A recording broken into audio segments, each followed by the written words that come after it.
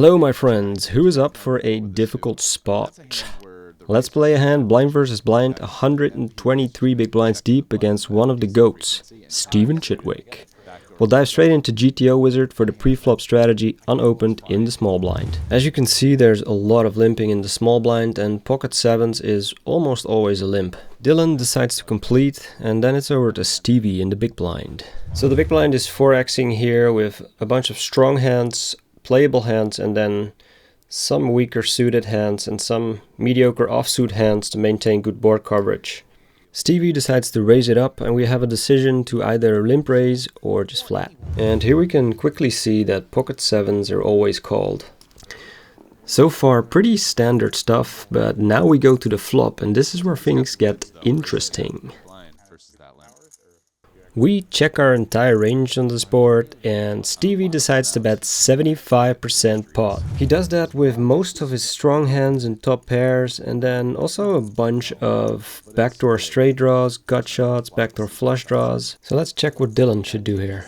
So what's interesting is when you let the solver pick one sizing, it chooses a very small raise and it raises 19% of hands.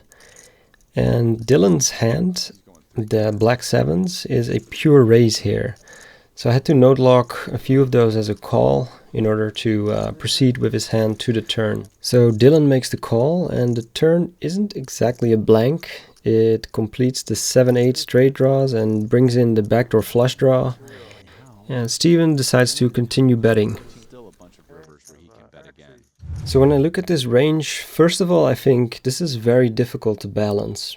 You have to decide what gut shots you're going to bet, what flush draws you're going to check behind. At this point in the hand, Dylan probably started thinking about Stevie's tendencies, but with the pocket sevens, he's not going anywhere. The river is the deuce of spades, and after using a time bank, Chidwick bets everything except for one chip. So what's interesting about this river spot is that Stevie's jamming almost all of his overpairs, and he's even jamming things as low as 9-8.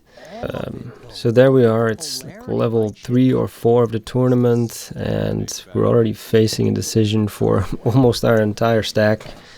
And you can see it in Dylan's face that, yeah, this is definitely not an easy one. It's very close and yeah, let's have a look at his decision in GTO Wizard. When we ask our friend the Wizard, we can see that pocket sevens are always a fold and quite a comfortable fold actually. I think that Dylan might have overestimated the blockers that he had with the sevens. We can see that it's better to have blockers to the sets and maybe to the overpairs, like with a6. I'm curious if Dylan was making an exploitive call or if he thought it was GTO.